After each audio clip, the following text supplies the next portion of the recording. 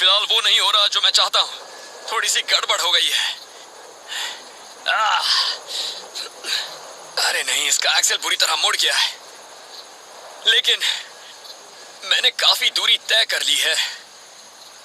ऐसा समझ लीजिए हवा ने मुफ्त में सैर करा दी। अब आखिरी हिस्सा पैदल ही पार करना होगा। लेकिन मुझे फायदा तो हुआ है। अब मैं इस पैराशूट को समेटकर आगे बढ़ता हूं। ओ, एक मिनट, यहां पर एक बिच्छू है।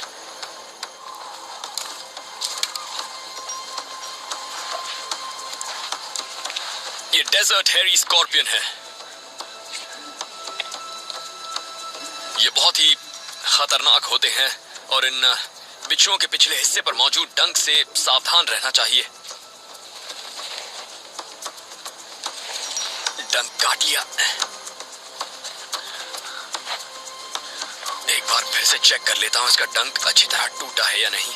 आप देख रहे हैं ये मुड़कर मुझे पकड़ने की कोशिश कर रहा है। ये ऐसा ही करते हैं। आप अगर इसे उठा ले तो ये आपको पकड़ लेता है और जब तक आप चीखें ये आपको डंक मार देता है। लेकिन आज ऐसा नहीं होगा। मैंने इसका डंक तोड़ दिया है इसलिए मुझे चोट नहीं पहुंचा सकता। लेकिन इस बिच्छू को खाकर मुझे थोड़ी एनर्जी मिलेगी।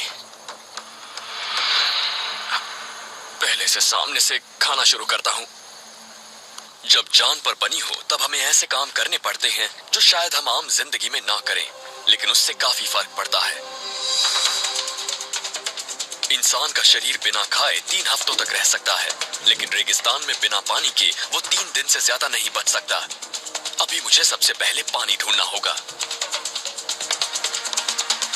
इन पथरीले इलाकों में पानी मिल सकता है क्योंकि अक्सर पानी के फव्वारों या सोतों का पानी इन पत्थरों में पड़ी दरारों से बाहर आता है।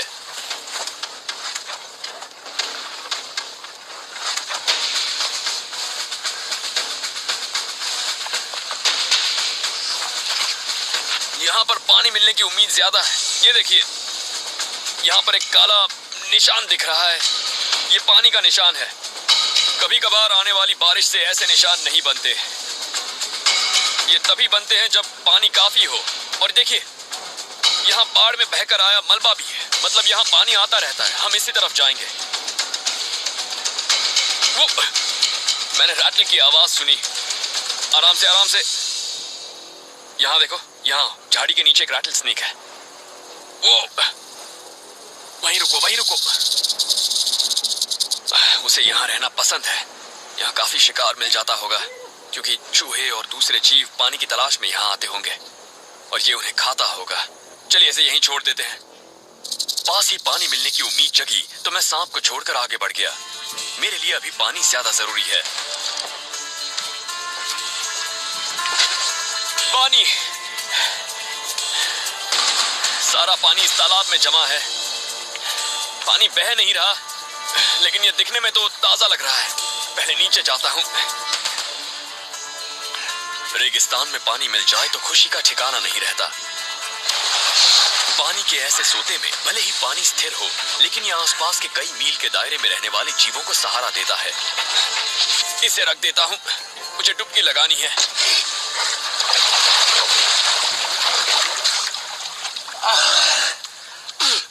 गंदा और बदबूदार है, लेकिन बहुत राहत देने वाला भी है। मजा आ गया।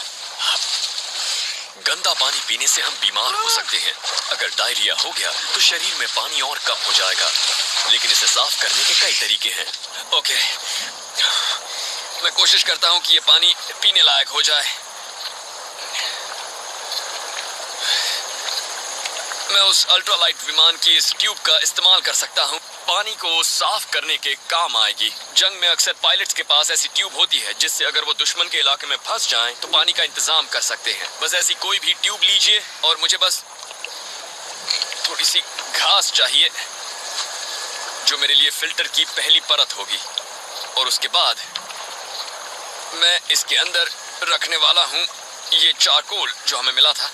और चारकोल बहुत ही कमाल का फिल्टर होता है। ये बैक्टीरिया और दूसरी खतरनाक चीजों को फिल्टर कर देता है। और आप इस तरह से अब ये पानी पी सकते हैं। चाहे तो अपनी स्लीव को भी यूज कर सकते हैं फिल्टर की तरह। पहले तो मुंह में पानी खींचकर उसे थूक दें ताकि मुंह में घास या चारकोल के छोटे टुकड़े ना आए। उसके बाद आप इसे पी सकते हैं। अच्छा, मैं अपनी बोतल भी भर लेता हूं।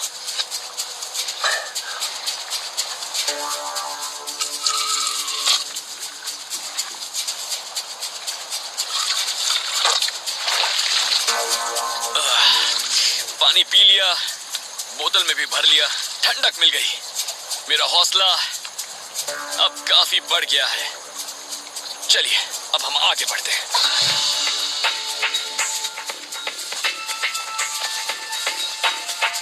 एरिज़ोना के पहाड़ आसपास के रेगिस्तान के मुकाबले कहीं ज्यादा ठंडे हैं, लेकिन वहां तक पहुंचना इतना आसान नहीं है। इन पहाड़ों के करीब पहुंचने पर ये बहुत ज्यादा खतरनाक लगते हैं,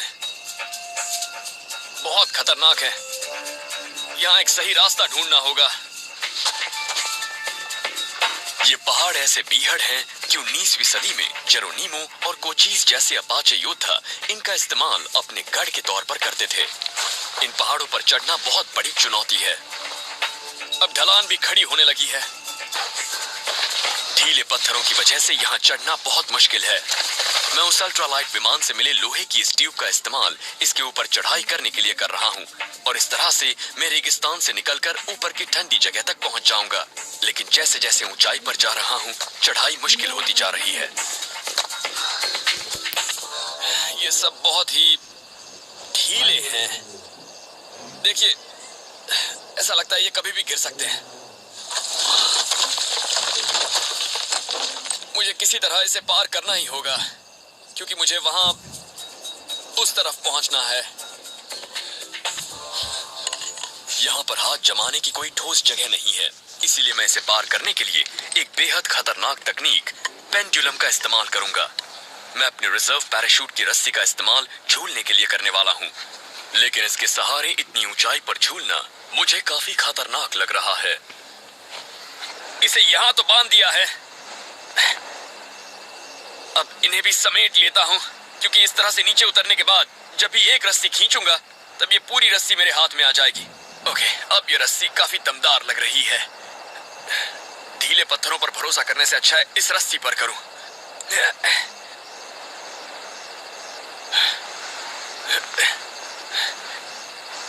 मुझे पूरा यकीन है कि मैं इसे पार कर लूंगा, लेकिन इसके लिए थोड़ा हौसला चाहिए।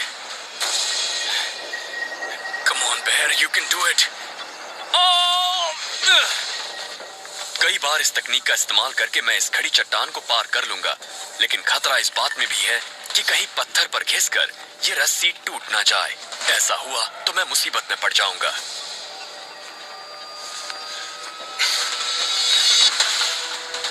इस रस्सी का जितना ज्यादा इस्तेमाल होगा, खतरा उतना बढ़ता जाएगा। ओके, पहुंच गया।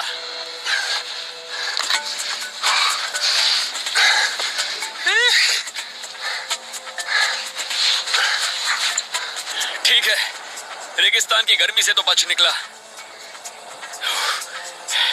कितनी अजीब बात है, ये जगह जितनी खूबसूरत है उतनी ही ये खतरनाक भी है। लेकिन यहाँ पर काफी हवा है और ये ठंडी जगह है। जैसे जैसे आप ऊपर चढ़ते हैं, तापमान में काफी बदलाव आता है। कुछ ही घंटों में आसपास का इलाका 6 बार बदल सकता है। चिलचिलाती धूप वाले रेगिस्तान से लेकर घने जंगलों तक। रात होते ही तापमान गिर जाएगा, पर आग और कुछ खाने की मदद से आप रात काट सकते हैं। अगर आपके पास फायर स्टील या फिर माचिस ना हो तो आप एक फायर पिस्टन बनाकर आग जला सकते हैं। उसके लिए आपको 2 ट्यूब चाहिए और मैं अल्ट्रालाइट विमान के मलबे से ये लेकर आया हूं, जो एक दूसरे में अच्छी तरह फिट हो रही हैं। और इसमें होता यह है कि कंप्रेस्ड हवा से उसी तरह से गर्मी पैदा होती है जैसे साइकिल के पंप से हवा भरने पर वो गर्म हो जाता है। चारकोल का एक टुकड़ा लेकर इसके एक सिरे में उसे डाल दीजिए, ये गर्म होकर सुलगेगा। इस ट्यूब का दूसरा छोर सील होने के बाद फायर पिस्टन तैयार है। अब मुझे अच्छी तरह इसे चलाना है ताकि इसमें कंप्रेस्ड हवा से गर्मी पैदा हो सके। इसे बाहर निकालने पर मुझे अंगारे मिलेंगे। पता नहीं, फिर से कोशिश करता हूं। इसे पहले सूखी लकड़ी पर डालते हैं, इसे फूंकिए, ये सुलगने लग जाएगा। फायर पिस्टन तकनीक की खोज दक्षिण पूर्वी एशिया के जंगलों में की गई थी। वहां बांस या खोखली हड्डियों का इस्तेमाल किया जाता था। इसे फूंक मारकर अच्छी तरह से जला लीजिए।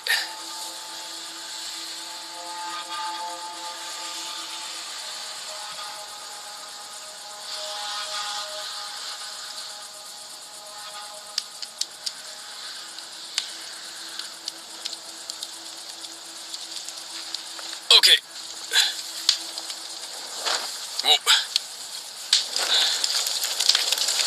वाह, एक बार ये चलने लगे तो फिर कोई परेशानी नहीं होती। इतनी मेहनत के बाद जब आग जलने लगती है तो आपकी खुशी का ठिकाना नहीं रहता। जब हम इतनी ऊंचाई पर होते हैं तब ठंड ज्यादा होती है और ऐसे में आग बहुत काम आती है।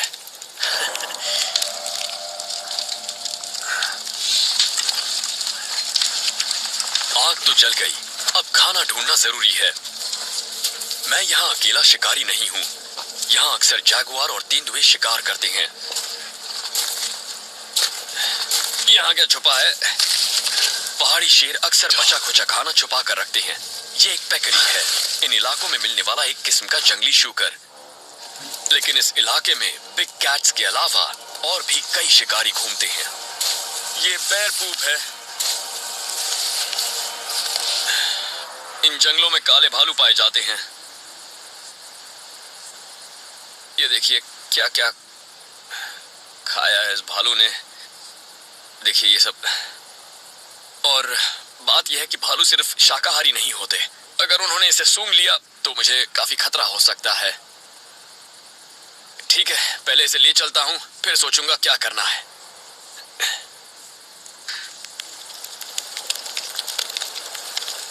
इस पर अभी काफी मांस है, मतलब आज रात के खाने का इंतजाम हो गया। इसे पकाने से खाना हजम करने और पोषक तत्व पाने में मदद मिलती है। इससे शरीर में गर्मी आती है और पेट भी भर जाता है। बाहर से तो ये जल चुका है, पर अंदर इसका मांस अच्छी तरह पका होगा।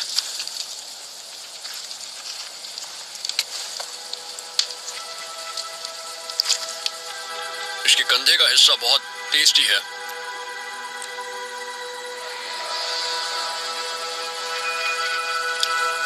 ये गर्म है और बहुत पौष्टिक भी।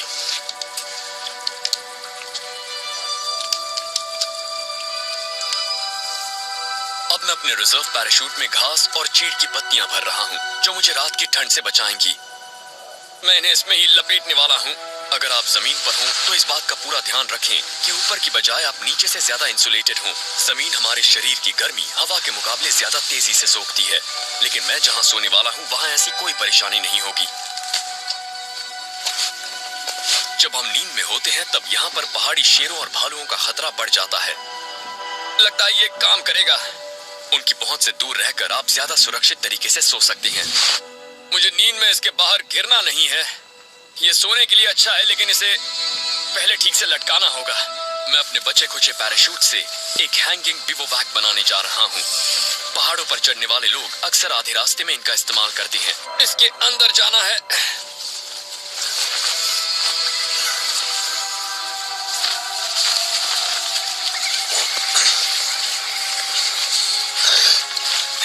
ओके, बहुत आरामदेह और नजारा भी कमाल का है। वो देखिए,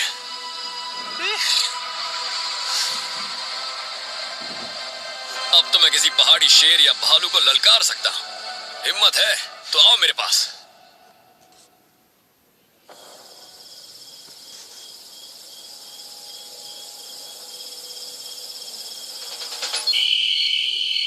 अगर हम सिर्फ 2 पल के लिए ये भूल जाएं कि मैं खड़ी चट्टान से करीब 50 फुट नीचे लटक रहा हूं, तो कहना पड़ेगा ये बहुत ही आरामदायक बिस्तर है। चीड़ की पत्तियां कमाल की हैं, उनमें मैं लिपटा हुआ हूँ।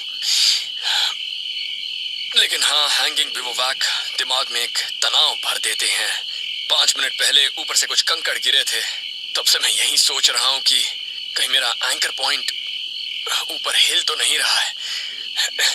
फिर मुझे लगा कि अभी उसके बारे में चिंता करने की जरूरत नहीं। अच्छा होगा कि मैं सोने की कोशिश करूं और मुझे थोड़ा आराम मिले। सब कुछ भुलाकर सोना चाहिए, क्योंकि फिलहाल मुझे उसकी सख्त जरूरत है। और हाँ, याद रहे, अगर पेशाब लगे तो हम कहीं बाहर घूमने नहीं जा सकते, क्योंकि हम 50 फुट नीचे झूल रहे हैं। इसीलिए ये बेहतर होगा कि आप उसे यहीं से निपटा लीजिए। अब इसे बंद कर देता हूं। इनसे बचने की कोई तरकीब लगानी होगी, वरना कुछ देर बाद मेरे टखने पर चमड़ी नहीं रहेगी।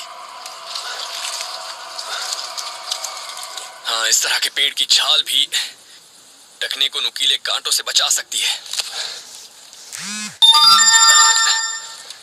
मैंने अक्सर देखा है जब लोग ऐसे वो उससे जूझने लगते हैं, उसे दबा देना चाहते हैं, जबकि ऐसे वक्त पर उन्हें रुककर कोई तरकीब ढूंढनी चाहिए। देखिए, आप अपने टखने को ढककर इन कांटों से बच सकते हैं। इससे काफी मदद मिल जाएगी। चलिए कोशिश करते हैं। अच्छा लग रहा है, अब आगे बढ़ेंगे। वाह, इस पैड की वजह से अच्छा लग रहा है। यहाँ चलना इतना मुश्किल है, इसीलिए तो जेरोनिमो और कोचीज जैसे अपाचे योद्धा कई साल तक यहाँ पर अमेरिकी घुड़सवार सेना से बचे रहे। वाह, ये देखिए क्या कमाल का नजारा है। यहाँ पहाड़ भी दिख रहे हैं और नीचे फैला रेगिस्तान भी नजर आ रहा है। मैं यहाँ से आसानी से सिग्नल दे सकता हूँ। यहाँ से सब कुछ साफ नजर आ रहा है मेरे चारों ओर। 360 डिग्रीज। नीचे उन झाड़ियों के बीच से इस तरह देख पाना नामुमकिन था। ऐसी किसी जगह से आप आसानी से किसी भी हवाई जहाज को देख सकते हैं, या नीचे फंसे इंसान को भी आप यहाँ से सिग्नल दे सकते हैं। लोहे के इस चमकते हुए टुकड़े से भी, जो हमें मलबे से मिला था। अगर आप इसे रगड़कर अच्छी तरह साफ कर लें तो ये धूप में चमकेगा। तब आप अपनी उंगलियों से वी का आकार बनाकर इसके सामने रख लीजिए, ताकि इसकी चमक आपके हाथ पर पड़े। टारगेट को वी के बीच में रखिए और फिर इसे चमकाइए। अगर ये चमकेगा तो इसकी चमक 80 किलोमीटर दूर तक नजर आएगी। ऐसी चमकने वाली कोई भी चीज काम आ सकती है। एक बार एक शख्स ने अपने क्रेडिट कार्ड पर बने होलोग्राम को चमकाया तो उसे भी बचा लिया गया था। अगर कोई आपके सिग्नल को नहीं देखता तो आगे बढ़ जाइए। अब मेरे सामने एक और पहाड़ है। चलिए इसके ऊपर चलते हैं। ये मुझे कुछ ठीक नहीं लग रहा। नहीं, उस तरफ चलते हैं। ये वाला हमारा सबसे अच्छा ऑप्शन है, लेकिन ये थोड़ा सा अजीब लग रहा है। इसे पार करके जाने से तो अच्छा है कि मैं इस सुराख से एक रस्सी उस चोटी की तरफ फेंकने की कोशिश करूं। फिर उसी रस्सी के सहारे मैं उस चोटी तक जा सकता हूं जो आपको वहां नजर आ रही है। अगर आगे बढ़ना है तो हमें वहीं से जाना होगा। अपनी रस्सी को मैं इस पत्थर पर अच्छी तरह से लपेट देता हूं। फिर इसे मैं गांठ लगाकर मजबूत बनाने की कोशिश करता हूं, ताकि ये मेरा बोझ उठा सके। अगर मैंने उसे उस चोटी पर फेंका तो ये वहां पर फंस जाएगा।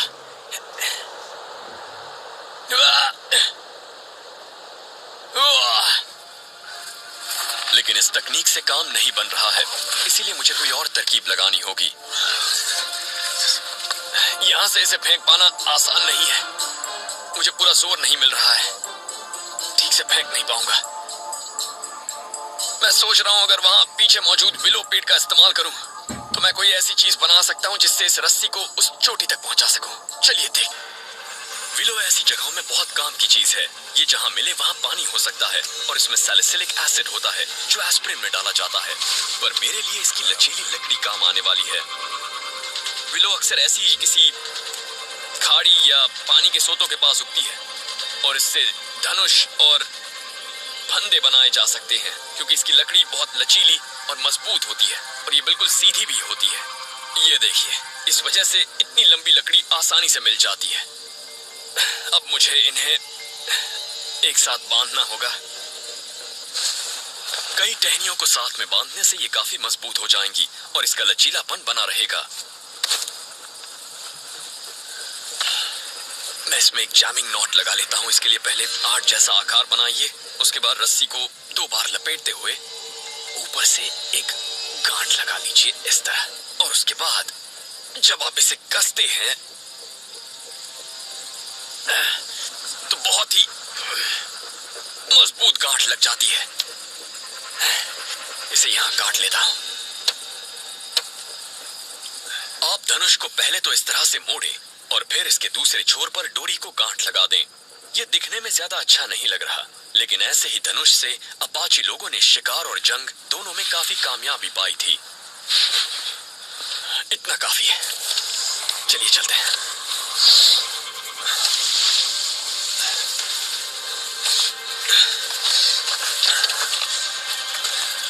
ओके, चलिए देखते हैं यह काम करता है या नहीं। इसे टेस्ट करके देखता हूं। नहीं,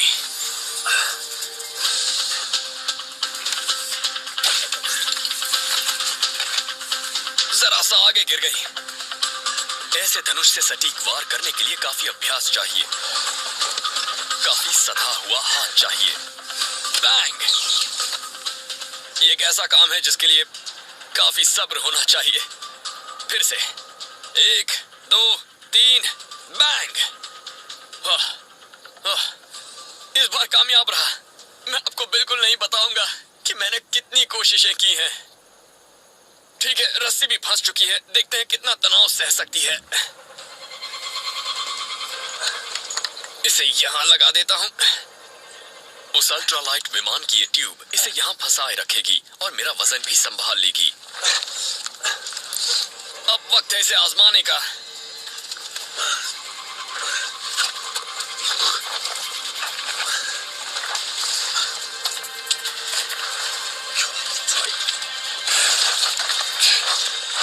ये मुश्किल तो है।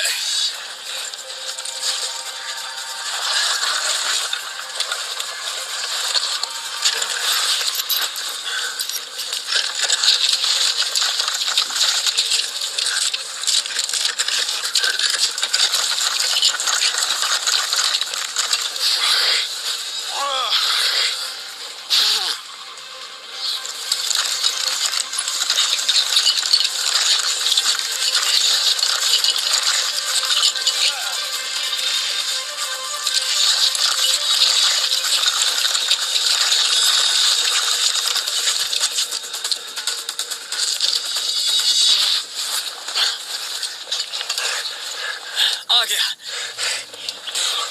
कोई खास परेशानी नहीं हुई। ठीक है, नीचे जाते हैं।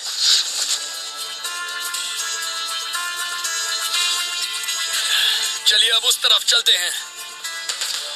पहाड़ी के उस पार की जगह काफी खुली खुली लग रही है, लेकिन अंधेरा छाने लगा है और मैं यहाँ एक और रात नहीं बिताना चाहता, इसीलिए मुझे जल्द से जल्द यहाँ से निकलना होगा। ठीक है, इसे पार करने की कोशिश करता हूं, लेकिन जरा संभल कर करना होगा। ये जगह टखने तोड़ देने वाली है, आराम से चलना होगा।